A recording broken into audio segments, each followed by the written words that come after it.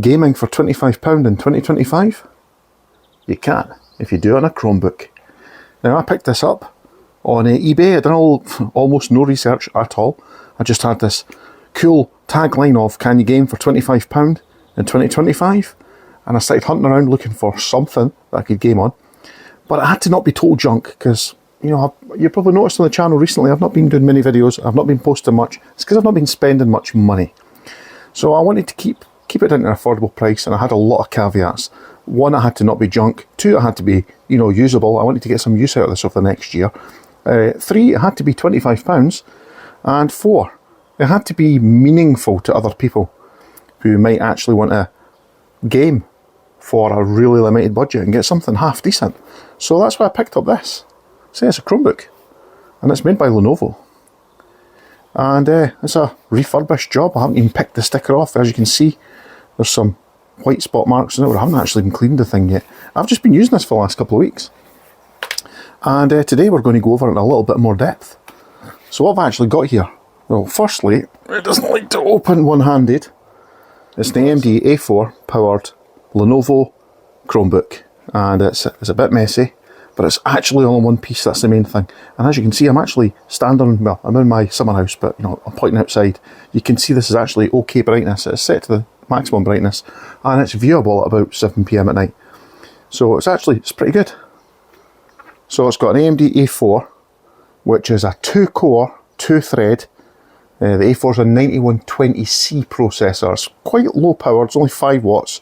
It doesn't have any active cooling, it's all passively cooled. There's a vent here and that's it. Inside this there's a, if I try and picture where it is, I think the battery pack's actually inside here. CPU's up here. It has a little copper heatsink, I believe, and just a big tinfoil bag, vapour-filled sealed bag, which I believe changes shape to accommodate the temperature rises and then the condensing of the fluid that's inside it. So yeah, nothing super high spec, but you know, I picked it up for £25, and that was with free delivery, and it came with a 45 watt power supply, which I thought was pretty good. So yeah, that 2-core processor, it has 3 graphical cores as well, so it's not exactly going to set the world alight. So what have we got in it? We've got power delivery USB-C. On this side it's a USB 3.1, with a normal USB-A 3.1. We've got a headphone jack and earphone input, a micro SD card slot, which has a micro SD in it just now. On the other side we have another USB-A with a 3.1 USB standard, and another USB-C. If I could just get this damn thing to focus in here, mister.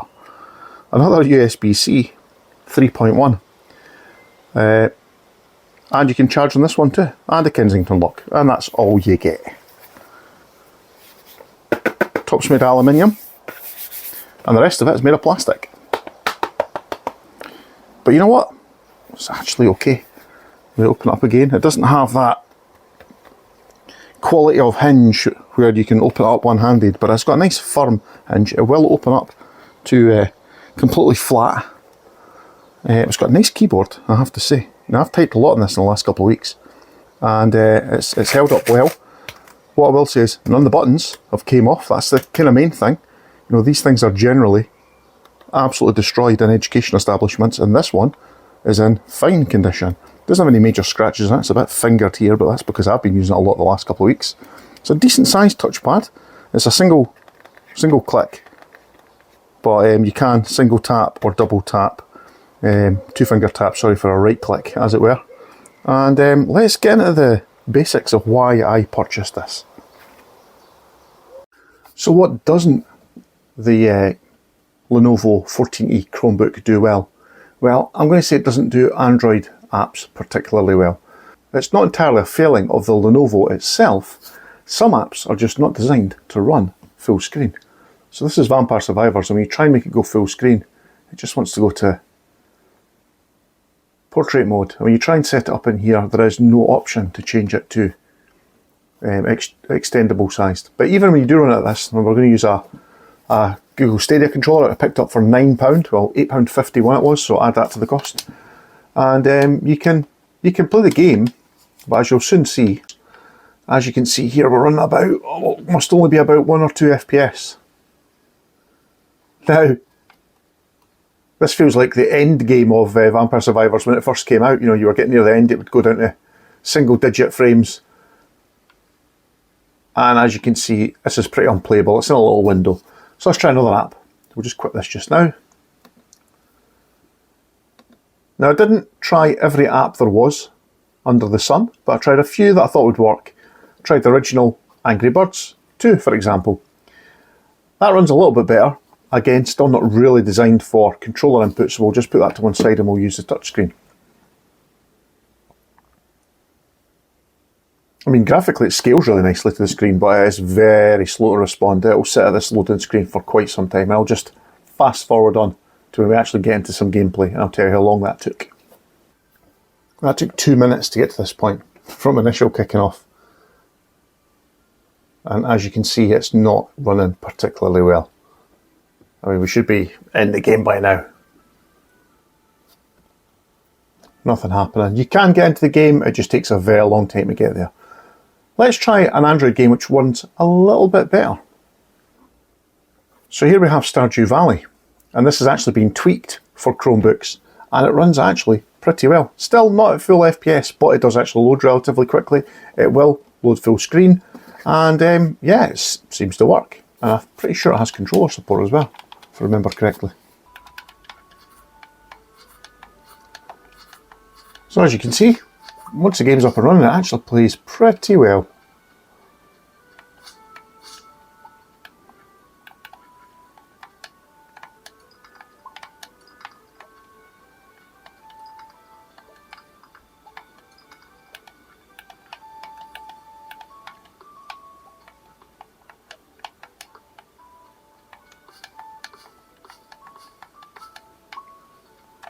So if you're out at Stardew Valley and you really want to get your hit, then yeah, you can play it on the Chromebook version of Stardew Valley pretty well, has to be said. Like I say, it's kind of strange that some games don't work at all and some games work really quite well. It's very hit or miss though, that's what I'll say. Some games will work, some games won't. I haven't actually tried Minecraft because, again, I think it was a specific version for Chromebooks, so I thought, well, I'm not going to buy that because I don't play a lot of Minecraft, to be honest. I do have the Android version, but I'm not likely to play it on Chromebook. Works well with the controller though.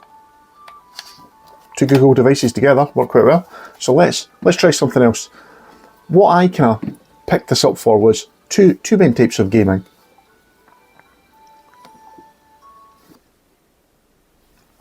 And the two main types of gaming I picked this up for were game streaming, which I've been doing a lot of the last few months, but also a little bit of RetroArchch. Now, I tried Lemuroid, I had some problems with it. It doesn't like scanning folders on an SD card and then saving them for some reason. It's a problem I've had before on Android devices. Never really got to the bottom of it. I think if you go run an older version of Android, it's a bit hit or miss. So I went and used the good old faithful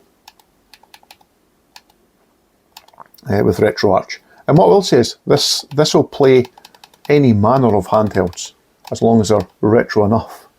So things like, let's just find a good example.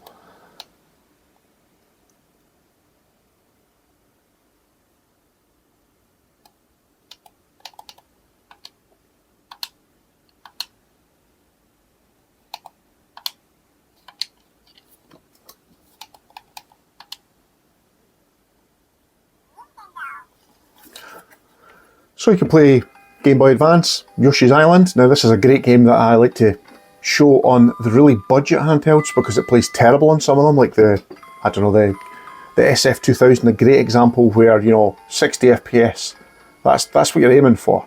It's very much aspirational on the SF2000. You'll never get anywhere near 60 FPS, no matter how much frame skip you turn on. But it runs like an absolute dream on the Chromebook here. So you'll have no frame skip here, you'll have no screen tear-in. It runs like an absolute dream.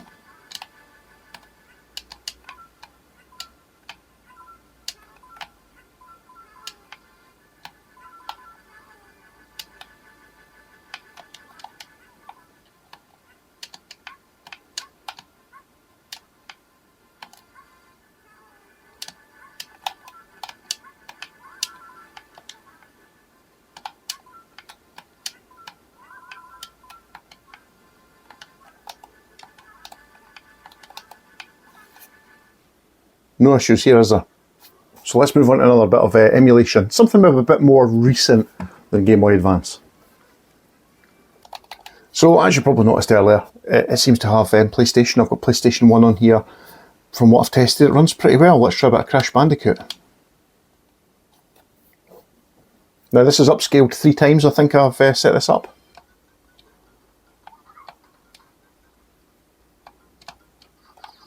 Now as you'll see, I'm running this upscaled 3 times, so it's run at 720p, I think that is. It's running perfect, 60 FPS locked.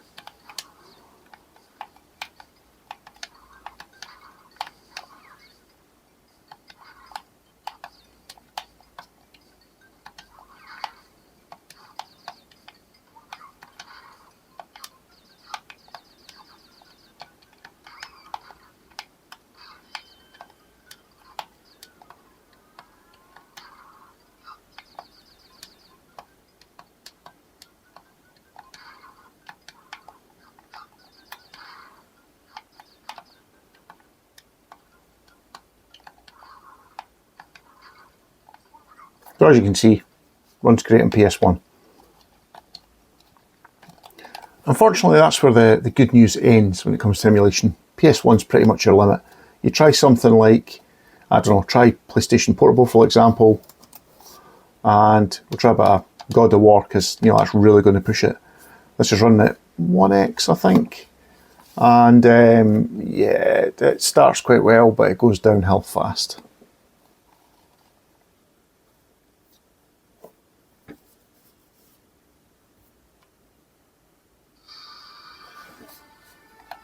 Now even with frame skip set pretty high, yeah, you're not going to get much higher than this sort of 15 FPS. It's quite unplayable obviously at that.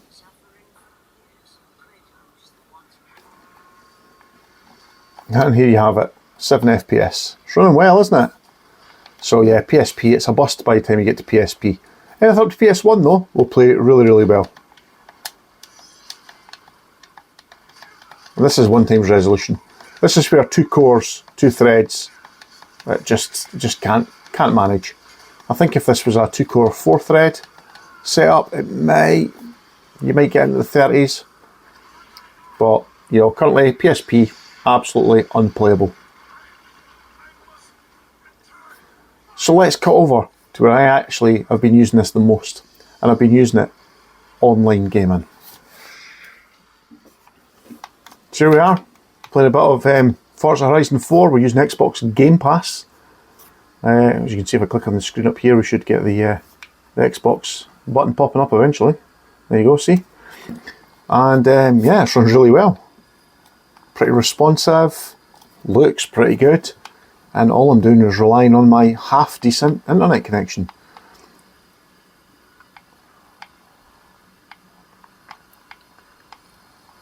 Oofed.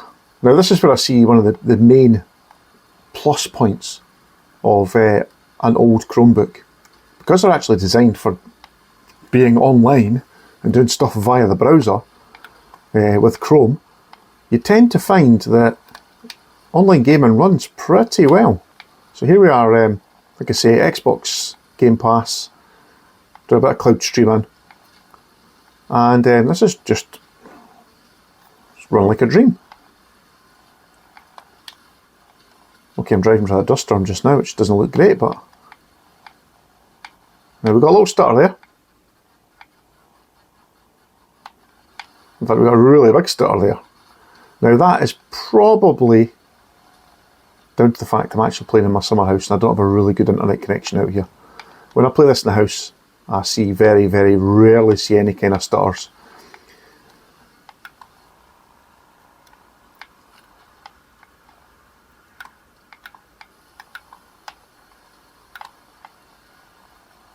Right in the middle of a dust storm here, eh? Wow. Let's see if I can find some open area outside of all this dust. Oofed.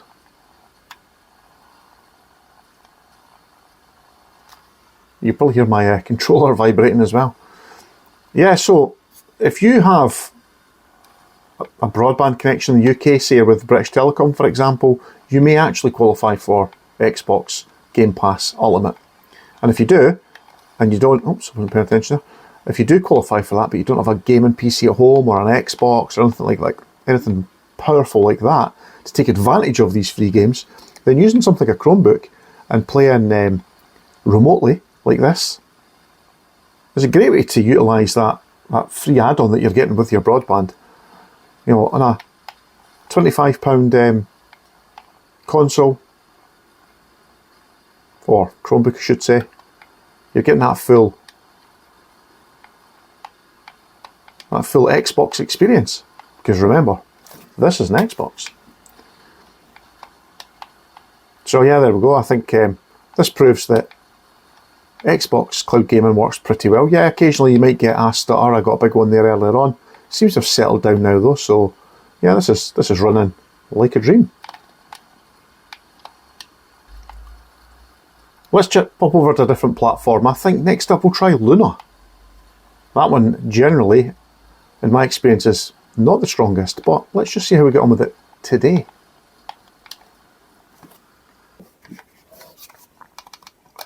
Now, what I like about Amazon Luna, again, it's free if you have Amazon Prime, and I do fortunately have Amazon Prime. Now, with Amazon Prime, you get Prime delivery, you get discounts on online shopping with Prime, you get Prime Video. These are all things everybody's aware of, and they all kind of forget that Luna exists. Now, with Luna, you get a few games for free each month. Not very many, it has to be said. But what you can do is you can link your Luna account to other accounts like GOG, Epic Game Store, and the benefit there, of course, is Epic give away games every week. GOG give away games occasionally. If you link these different platforms, you can then build up a catalogue of games, a library of games, without actually spending a penny other than your Amazon Prime membership. If you're paying for that anyway, it's a good way of getting access to an absolute ton of games. Okay, I've not got a ton of games here, but I've got some games. So let's find something to play. Let's just fire up a little bit of Fortnite. Why not? I think most people that probably use Luna probably use it for things like, Fortnite. I'm not very good at Fortnite. We'll run about for a couple of minutes and you can see how bad I am. So here we have it. Falling from the battle bus. This is not a game I play, by the way, guys, so I'm probably just going to go splat when I get down to the ground. And Amazon Luna, remote playing, a little bit of Fortnite. Seems to be working.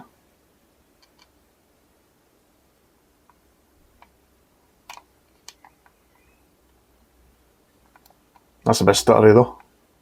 Let's see what it's like when we get down to the ground.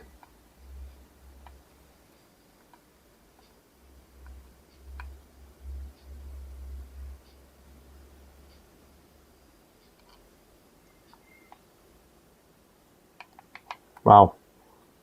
Is it a hard crash or just a massive stutter? Oh, massive stutter.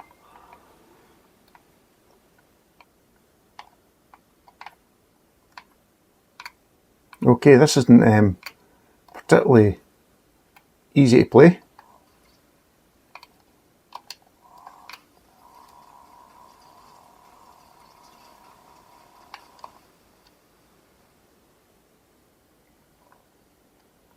But I think if you're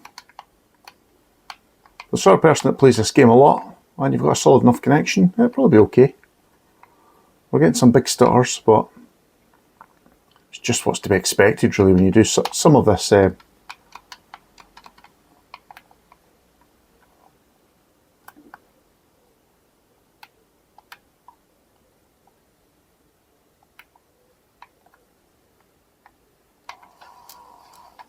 They got killed straight away. Anyway, you can play it on Amazon Luna if you wanted to. Okay, so we're going to use a bit of Nvidia GeForce Now. This is the free tier. I did pay for this in the past, but yep, we're on free just now. Now, with Nvidia, you don't generally get games to play for free. You have to link your Steam account or your GOG or something like that. Now, I've linked in loads of different things here, so we can scroll down here and see what we can get. Okay, what can we try? Something a little bit different that I've not. So if we go to my library, click in here. I should have quite a lot in here. Now I've got games from Xbox Game Pass that I'm running on here as well. They've been added in, so yeah, we could try something like Expedition 33 and just see how that performs, for example, or we could try Need for Speed Heat. What do you think I should try? I've not tried Need for Speed for a long time. Let's try that. Yeah, so when you use the free tier of Nvidia GeForce Now, you're rewarded with a number of adverts, which is a little bit annoying, but you know, you have to wait in your queue. I'm 16 in the queue. You get a 1 hour session. It's on a 1080p rig, medium settings. So, I mean, it's better than nothing. And, you know, it counts down pretty fast. You could go away and you get these rubbishy adverts looped on round and round and round, but, you know, you get to the front of the queue pretty fast and, you know, you're not paying for this tier. So that little 1 hour is pretty good. Runs pretty well on this. What I'm not doing is running the actual native app. What I could show you is if you just go to a web page, there's an option in that web page to then save the web page as an app. And it just basically puts a wrapper around that web page and saves it like it's a separate app. And then your apps run really well. So sometimes you can download, like there is a GeForce Experience app you could download from the Google Play Store. It doesn't, however, run all that well on the Chromebook because it needs quite a lot of resources. Whereas if you're doing it this way, all you're using is the browser. So as long as you've got like a decent network connection, 5 gigahertz for example, maybe a half decent ping and what have you. I'm not getting that here, so we will probably see some stutters on this as well. But this is worst case scenario. I'm currently sitting out in my garden room. I get about 50 meg when I'm sitting out here. Upload and download. So here we go. We've shot down to 3 in the list from 15, I think it was a minute ago. So hopefully this will start soon. Now obviously you can pay for a tier on this. There is some low cost tiers. Unfortunately it's not one that just suits me because I would quite happily go for a 1080p tier, medium or high settings, targeting 60 FPS, and that would suit me. But they don't seem to have one that suits me perfectly. They've got one that's like, I think it's 1080p high, or a 1440p one or something like that. But anyway, it's loading up quite happily now. It's a 1080p panel. If it runs at 60 FPS, you know, we're getting the best out of this panel. And this seems to be loading pretty quickly. So far I've tested Xbox Game Pass. That runs pretty well with occasional stutters. If you're on a solid connection, you get a lot less stutters. Luna, again, occasionally get stutters in that as well. That worked pretty well, I have to say. Now we're trying out GeForce Now. Let's just try and see if we can get a bit of drive in. We're getting a little bit stuttering here again. I'm going to put most of that down to my internet connection, to be honest.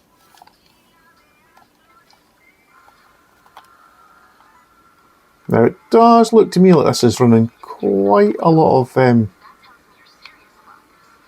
compression.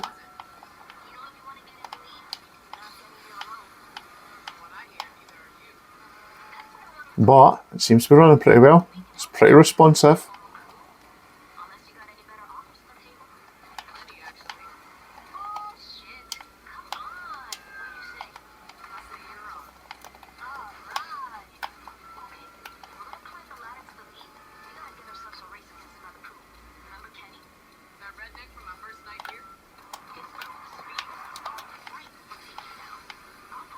I think this looks pretty good.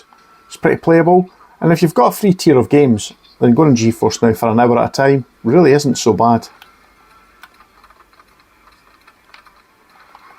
Okay, and the final game streaming I want to test out is using Moonlight and actually streaming from your own equipment.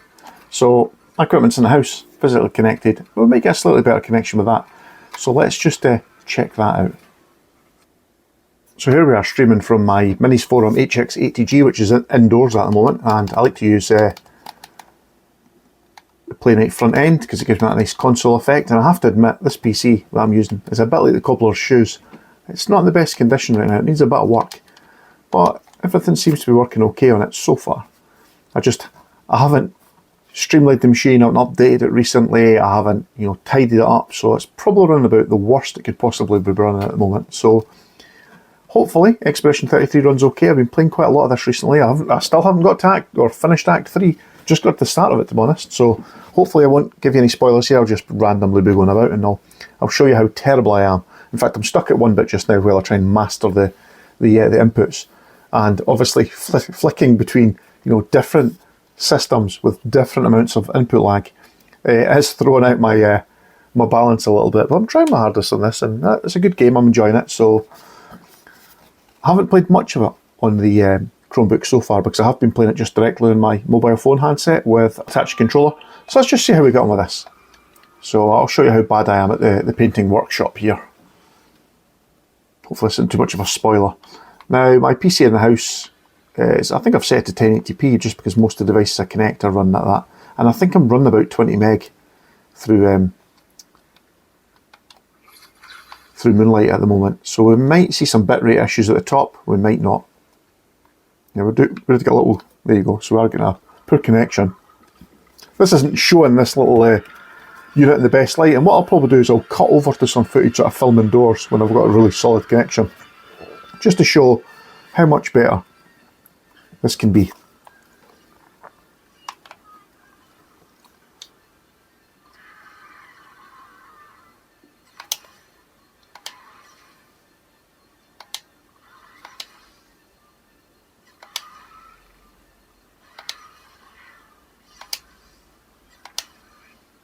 Whoops. Okay, so I dodged about half the moves there. Wasn't great, but there's a big stutter there. That's not so good. I knew that was coming.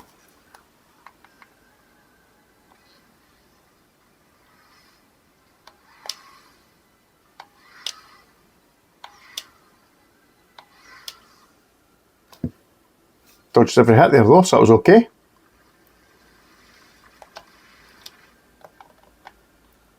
Oh, a bit slow there though.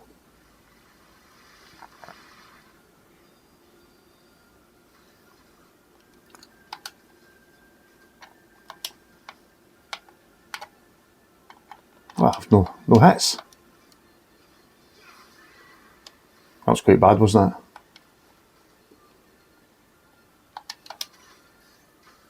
Now I've got it set to auto just now just because I've been testing some of my builds. A little bit better, but as you can see I've done very little damage to this guy up top, so yeah, not so good.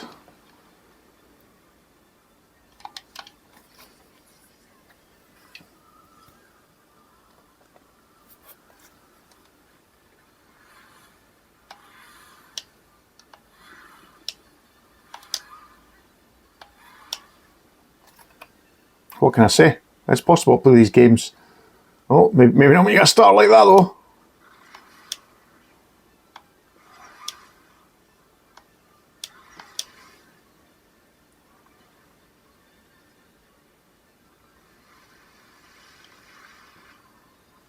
Now again, like I say, this will probably be stutter free when I play it in the home.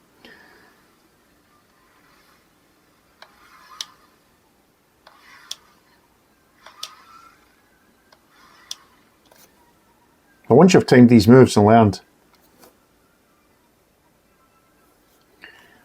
these moves though, the game gets so much easier, eh?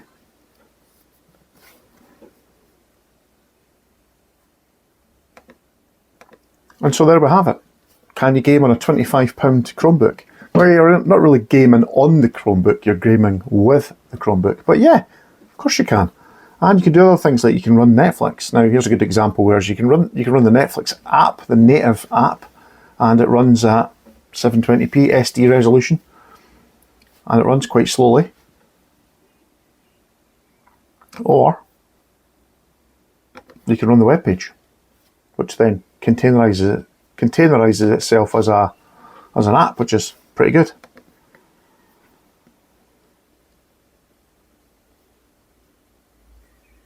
Netflix is a good example where you can actually do some gaming as well.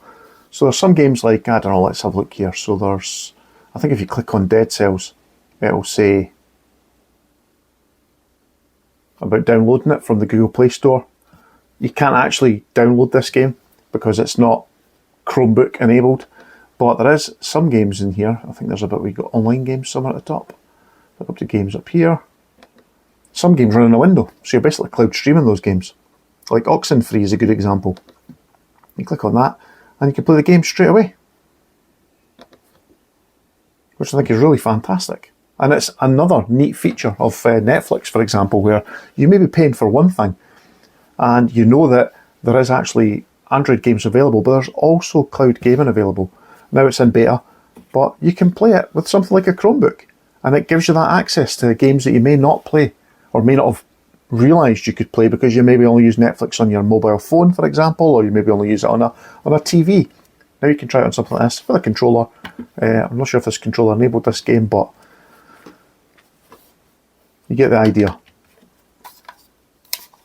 Yeah, this one's not controller enabled, but it is keyboard and mouse enabled. So there you have it. You press escape and come out of this game again.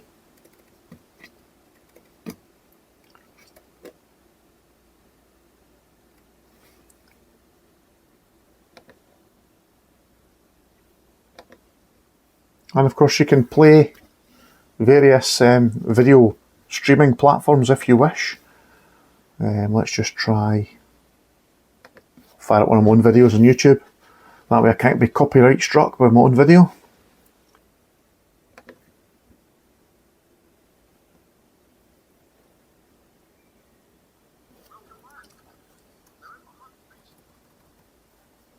And so there you have it. You can fire up a little bit of YouTube as well if you want. You can play content full screen pretty well. Let's just see if we can crack this up to 1080p, because that doesn't look like it's running there just now. That is 1080p. Give a little bit of time to stream through, and yeah, you can watch your own content quite happily. Runs pretty well. So Netflix, Prime TV and movies, all these different platforms, they work pretty well. And this is not really what the Chromebook was designed for, but it does it really well. It was designed for basic productivity, and you can do that actually pretty well as well. If you just fire up here, you can fire up Google Sheets. Everything just works. I've been using Google Sheets to write up the occasional script. I was actually scripting this at one point, and yeah.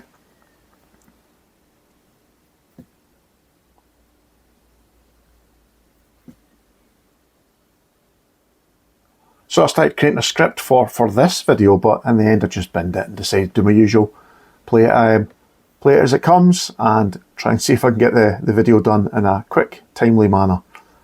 So, £25 gaming in 2025, it's definitely possible, and it's actually pretty reasonable. You can use this for doing some schoolwork, you can use it for typing up documents, you can use the webcam for meetings on Teams, although it's quite a low quality webcam. It says it's HD, it will take pictures in 720p, but video is I think 360p, so it's quite low quality.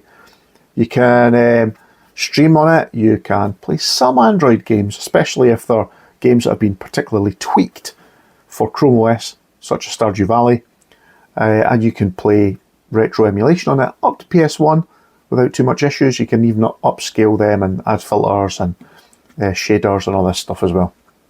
So, what's stopping you buying one? Let me know in the comment section if you do decide to buy one, and if there's anything else you want me to check, let me know in the comment section. Thanks for watching, and I'll catch you in the next video.